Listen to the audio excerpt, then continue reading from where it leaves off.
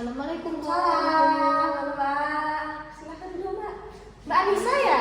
Iya, Bu. Oh iya, sudah pernah konseling sama saya ya? Udah pernah. Oh iya, Mbak dari mana ini? Ini habis dari mata kuliah, Bu. Oh, dari kuliah. Iya. Dari jam berapa Mbak? Tadi saya kuliah jam 9 sampai jam 11. Oh iya, jam 9 sampai jam 11. Oke, hari ini Mbak tujuannya apa nih datang ke sini? Mau konseling. Oh, mau konseling lagi. Iya. Permasalahannya apa nih kira-kira? Malas mengerjakan tugas, Bu. Oh, malas mengerjakan Iya. tugas. Oke. Tadi kan Mbaknya bilang mau ikut proses konseling lagi, tapi coba saya jelasin lagi ya Mbak ya, saya tahu Mbaknya Iya. lupa gitu konseling itu bagaimana. Jadi prosedur konseling itu adalah pemberian bantuan dari konselor itu saya kepada konseling itu Mbaknya. Di proses konseling ini nanti diharapkan Mbaknya itu ada keterbukaan ya Iya. untuk bercerita, terus tidak ada kerahasiaan yang Mbak sembunyikan. Di sini juga Mbak juga nggak perlu takut, Mbak kalau cerita apapun nggak perlu takut kayak saya bocorin ke ibu siapa, nggak apa-apa, nggak perlu takut karena insya Allah terjaga ininya ya kerahasiaan ceritanya Mbak. Setelah itu untuk sesi konseling itu biasanya di 45 menit aja Mbak. Jadi kalau misalkan emang belum selesai di satu sesi konseling, nanti kita bisa adain sesi konseling selanjutnya. Berarti pertemuan lagi ya, Bu? Iya, pertemuan lagi benar Mbak. Oke, karena Mbak tadi kan bilang udah pernah ikut sesi konseling, berarti apa ada lagi yang mau ditanyain nggak? Atau masih lupa-lupa yang kemarin? Bagaimana? Udah, Bu. Cukup ya penjelasannya ya? Cukup. Oke, karena untuk prosedur konselingnya Mbak juga udah tahu, udah paham, dan saya juga tadi udah sedikit mengingatkan prosedur konseling itu bagaimana. Boleh nih Mbak mau cerita apa hari ini, masalahnya apa? Sebelum itu udah nyaman itu duduknya Mbak? Oh, udah, Bu. Udah, jadi insya Allah nyaman lah. Udah nyaman. Oke, silahkan.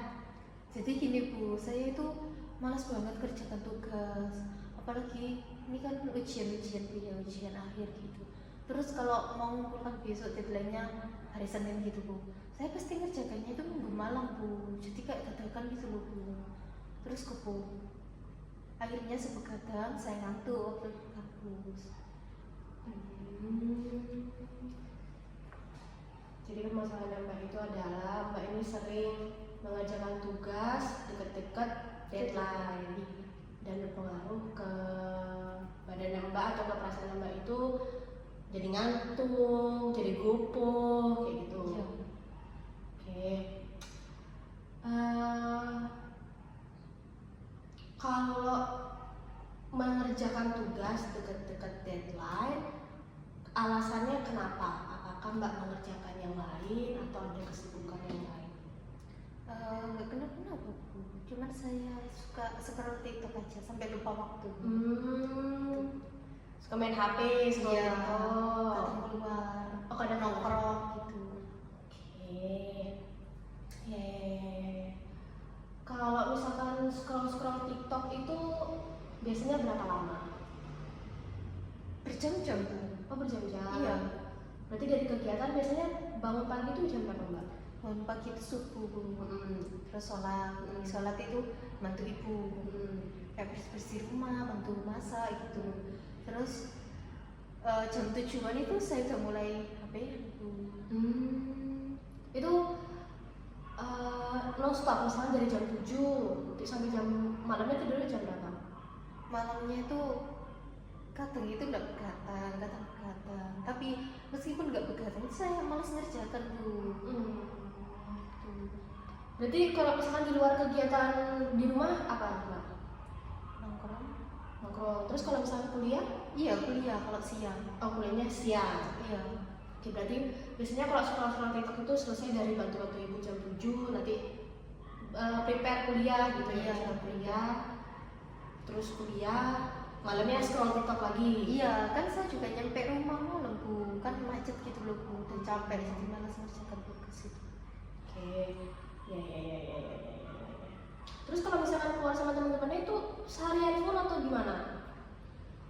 Biasanya kalau hari-hari biasa gini, kalau nggak weekend itu habis pulang kuliah, itu saya mandi langsung keluar sampai jam 10-an pulang ya tidur.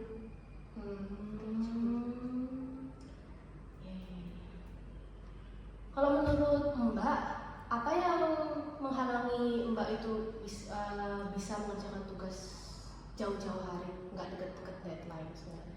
Soalnya saya pikir itu kayak sulit gitu loh Bu tugasnya. Tapi kenapa kok ambil satu deadline, kayak mepet deadline itu tugasnya mudah, gak sulit gitu Bu. Tapi kok jauh-jauh hari itu kelihatan sulit banget. Jadi saya males buka. Kadang itu nyepelein. Berarti Mbak berpersepsi bahwa kalau misalkan tugas itu dikerjakan jauh-jauh hari itu susah sekali rasanya gitu ya? Iya. Tapi kalau udah deket-deket gampang gitu rasanya ya? Iya, langsung selesai. Langsung selesai? Iya, ya. Tapi langsung selesai itu isi begadang atau kayak gimana Mbak? Iya, betul Bu. Ya. Kalau menurut Mbak, tugas yang selesai itu yang seperti apa sih Mbak? Maksudnya yang baik menurut Mbak itu yang seperti apa sih tugasnya? Yang selesai tepat waktu gitu. Ya, yang baik menurut Mbak, tugas menurut Mbak itu yang bagus itu seperti apa? Kalau tugas video saya pasti tepat waktu. Berarti Soalnya teman saya juga mau jangan tepat waktu. Jadi saya kena pengaruhnya gitu loh. Tapi kalau individu gitu pasti saya olong-olong. Apakah menurut Mbak tugas yang baik itu harus tugas yang rapi, tugas yang bagus, atau bagaimana Mbak? Enggak juga sih Bu. Oh, oke. Berarti yang penting Mbak buat aja gitu. Iya, yang penting saya yakin kalau itu benar. Kalau benar ya.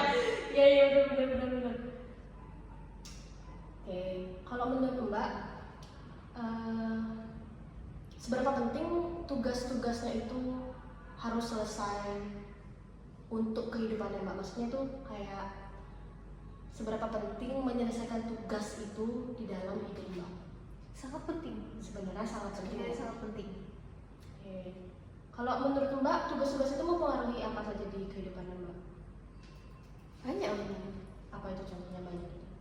Ya, kayak pengetahuan. Terus saya kan jadi dapat pengetahuan. Oh ternyata ini materi ini tuh kayak gini isinya. Terus lebih ke disiplin. Terus saya tuh kadang kalau selesai sebelum deadline kan saya senang banget buahinnya.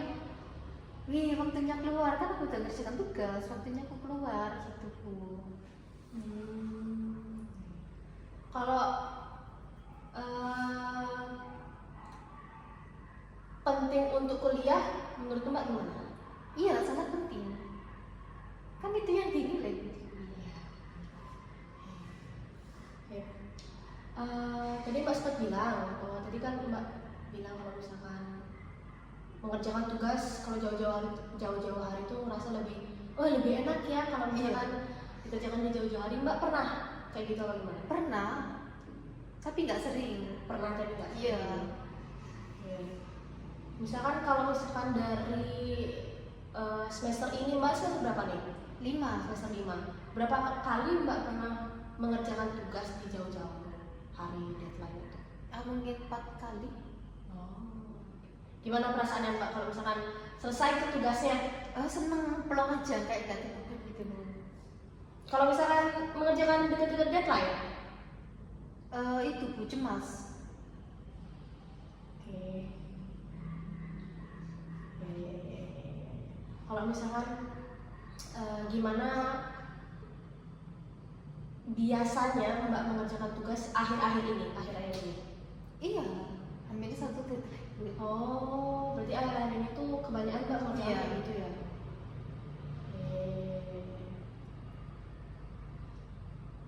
Nah, kalau misalkan sebenarnya apa yang Mbak ingin capai saat Mbak mengerjakan tugas-tugas tersebut? Yang saya ingin capai. Saat Mbak mengerjakan, kalau misalkan Mbak atau saat Mbak sudah menyelesaikan, apa yang sebenarnya Mbak ingin capai dari tugas tersebut? Seneng, terus kan pingin gak kepikiran aja sih Bu. Biar gak ada beban gitu loh Bu. Berarti lebih ke perasaannya Mbak ya? Iya, perasaan. Kalau misalkan dari skala 1 sampai 100, berapa Mbak menilai diri Mbak bertanggung jawab dalam mengerjakan tugasnya Mbak? 1 sampai 100. 80. 80. Kenapa nih alasannya kenapa 80? Ya karena soalnya saya kadang itu nggak males, kadang males gitu bu, kadang giat kadang enggak. Hmm. Berarti apakah nilai 80 itu berarti kayak yang penting selesai, makanya saya merasa saya tanggung jawab. Enggak sih bu, kan juga harus bener juga, nggak salah-salah ngerjakan gitu bu. Kalau misalkan Mbak dalam mengerjakan tugas mepet-mepet deadline itu apakah salah-salah atau gimana Mbak? Enggak salah-salah. Berarti tetap mengerjakan dengan benar gitu ya? Iya. Oke. Nah,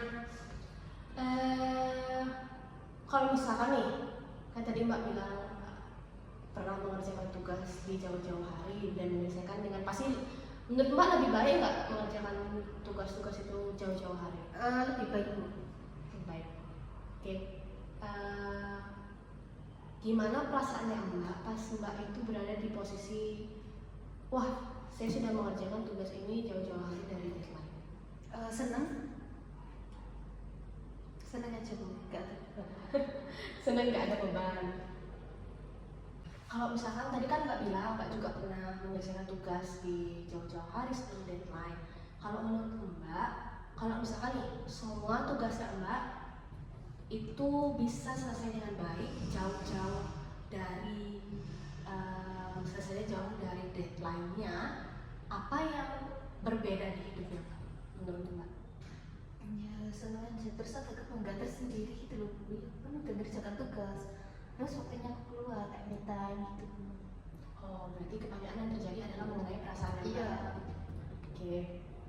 Kalau misalkan pendapat dari orang lain itu gimana Mbak? Maksudnya kayak pernah nggak dengar atau Mbak tahu gimana pendapat orang lain kalau misalkan Mbak pernah mengerjakan tugas dari jauh-jauh hari? Katanya gini, duh, bis mari tas dulu tugasmu. Oh, ternyata malah orang-orang tuh pengen nyontek tugasnya Mbak. Wah. Atau pernah yang kayak kalau sisi positif mungkin yang kayak, keren udah selesai tugasnya. Belum pernah ya. Oke, nggak apa-apa. Seberapa penting menurut Mbak rasa puasnya Mbak itu dengan hasil tugasnya Mbak? Sangat penting.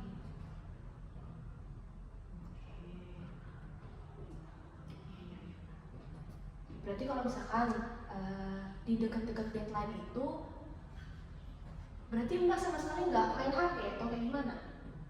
Enggak, langsung ngerjakan tugas, kayak fokus gitu. Oh, itu bisa dari jam berapa sampai jam berapa? Kata 4 jam. Itu malam atau gimana? Iya, dini hari. Oh, berarti dari paginya sampai malamnya itu tetap aja main HP gitu? Iya.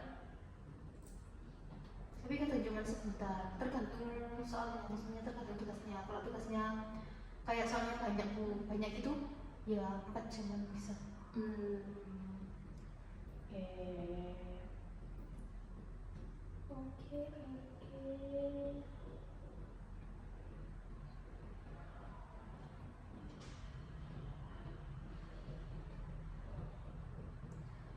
Kamu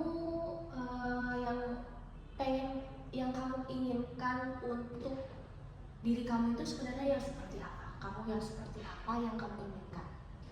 Rajin, Seseorang yang rajin, terus sama lain. cerdas. Seseorang yang cerdas, itu yang kamu inginkan ya. Terus rajin dan cerdas. Oke. Menurut kamu langkah seperti apa yang bisa membawa kamu menjadi seseorang atau sosok yang kamu inginkan itu? Ya harus merubah diri, utamanya harus merubah diri dulu. Merubah diri seperti apa? Bagaimana? Dari yang malas ngerjakan, malas belajar itu harus giat. Oke, ada lagi? Kalau giat itu maksudnya kayak gimana? Ya giat belajar terus itu kayak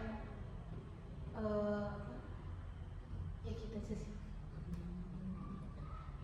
Oke.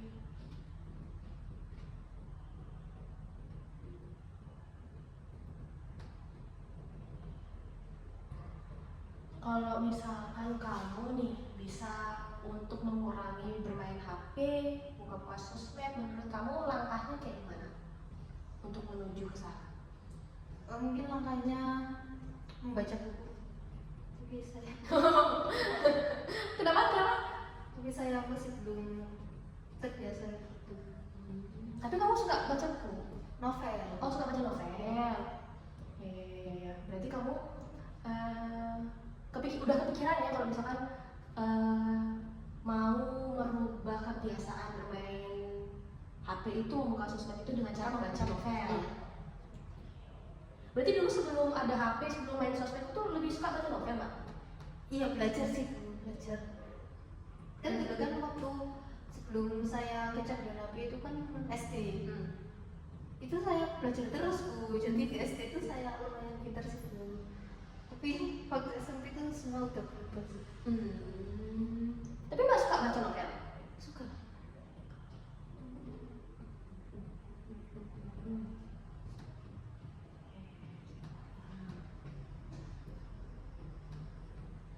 Nah, kalau menurut Mbak, apa yang sekarang nih yang menurut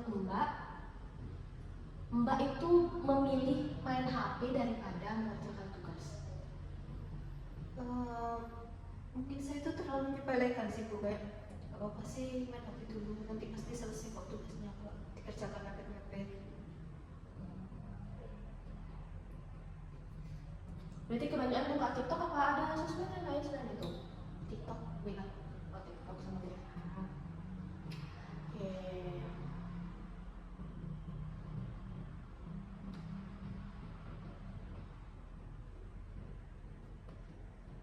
Nah, kalau misalkan nih Mbak bayangin Mbak ini sudah melaksanakan langkah-langkah yang Mbak omongin tadi, apa aja tadi langkahnya? Itu apa? Baca buku. Iya. Jadi Mbak, misalkan nih Mbak bayangin untuk menuju nggak bermain media sosial lagi, atau untuk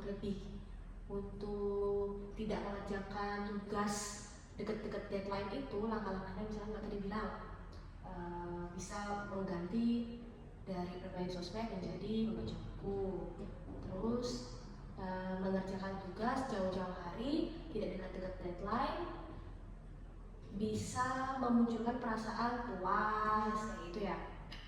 Nah, kalau misalkan itu tercapai, gimana, apa yang Mbak bayangkan hidupnya Mbak di kemudian hari itu? Mungkin bisa cita-cita tercapai. Oh iya, benar. Apa itu cita-citanya Mbak? Jadi apa? Pengen jadi guru. Oh, amin. Oke.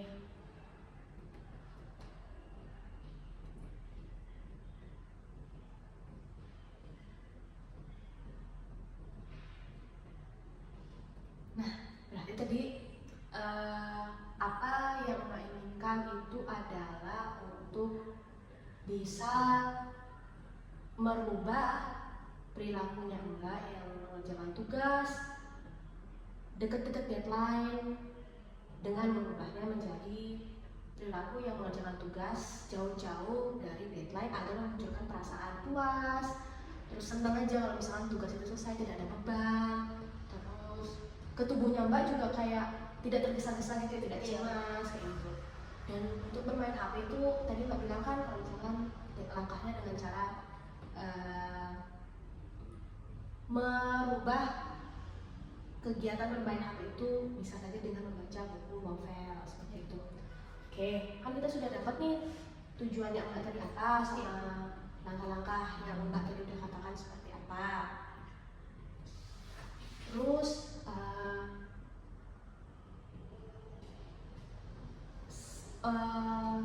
bayangan seperti apa yang sebenarnya Mbak inginkan yang ada di diri Mbak itu menjadi orang yang rajin ya tadi ya, rajin, jadi orang yang pintar. Terus yang kita bisa lihat bahwa apakah Mbak sekarang itu Mbak mengatakan diri Mbak ini rajin atau kayak gimana? Enggak rajin. Terus kalau Mbak menilai diri Mbak sekarang itu dari misalkan 1 sampai 10 nih, apakah Mbak merasa pintar atau pandai gitu? Tak sih. Itu dari 1 sampai 10 bisa Mbak nilai berapa? 4. 4. Oke. Berarti ada kesenjangan antara apa yang Mbak harapkan, diri Mbak harapkan menjadi sosok yang seperti apa, sama di kehidupan yang Mbak sekarang sedang jalani.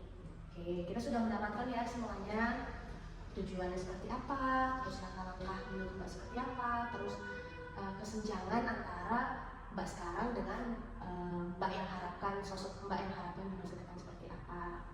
Oke, sepertinya untuk konseling hari ini karena udah jauh juga, kita udah lama banget ngobrol, ya kita bisa akhiri sesi konseling ini. Tapi saya mengharapkan kita bisa ada pertemuan selanjutnya. Pertemuan kedua. Iya, pertemuan kedua untuk saya mau ngobrol-ngobrol lagi nih sama Mbak.